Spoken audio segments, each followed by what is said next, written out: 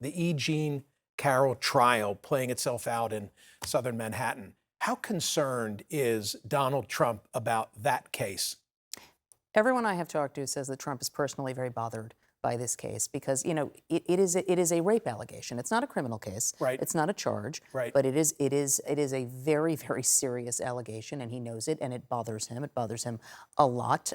You know, I think that he knows that he got himself in some trouble by attacking her on his social media website. That was just unhelpful to his case. Now, does that mean he's going to talk about it? Not necessarily, but behind the scenes, he is making very clear how he feels, and it's not positive. I mean, the response to the Alvin Bragg indictment, I argue, and I think the data is pretty darn clear, was a boost to him, at least among Republicans. I can't process if this goes a different way, if there's a plaintiff's verdict, because it's a case for money damages, right? This is not a criminal proceeding. I don't know whether that makes a bump in the road for him or not. Look, in the long term, I actually don't think the Alvin Bragg indictment is especially helpful to him. It's certainly helpful so far in a Republican primary. Will that be the case in a general election when there may be additional indictments?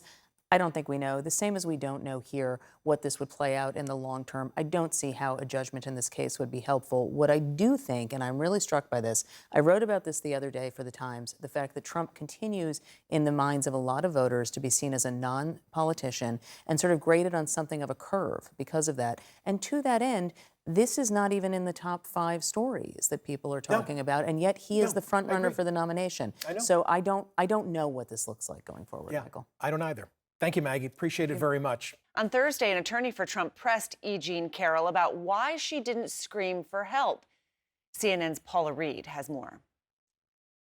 Thank you. E. Jean Carroll grilled on her allegations that Donald Trump raped her in a department store in the 1990s. This on the 3rd day of her civil battery and defamation lawsuit in a federal court in Manhattan. Trump defense lawyer Joe Tacopina cross-examined Carroll for hours today about her story and her motivations. Using your own words, the facts that you have alleged in the story you have alleged here are odd, Tacopina said. Carroll responded, certain parts of this story are difficult to conceive of. Yes. The exchange becoming heated when Tacopina repeatedly asked Carroll why she didn't scream during the alleged assault. I'm not a screamer. I was too much in panic to scream. You can't beat up on me for not screaming. Tacopina shot back, I'm not beating you up. I'm asking you questions, Miss Carroll. Through tears, Carroll asserted, I'm telling you he raped me, whether I screamed or not. I don't need an excuse for not screaming. Tacopina, an experienced trial attorney, also currently defending Trump in an unrelated criminal case being brought by Manhattan District Attorney Alvin Bragg, is known for his brash style of defending clients. No, it can't be. This was a federal presidential election. The allegation here, in some Twilight Zone sort of scenario. Outside court, a Trump spokesperson said the case is entirely political, and Trump himself accuses Carroll of lying, saying her case is, quote, a made-up scam.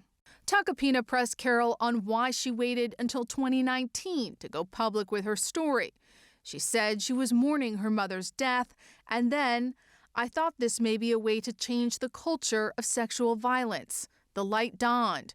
We can actually change things if we all tell our stories. And I thought, by God, this may be the time. Tacopina told the judge he's about halfway through his cross-examination. Now there's no court on Friday, so Carroll is expected to be back on the witness stand Monday to face more questions from Trump's attorney. Paula Reed, CNN, New York.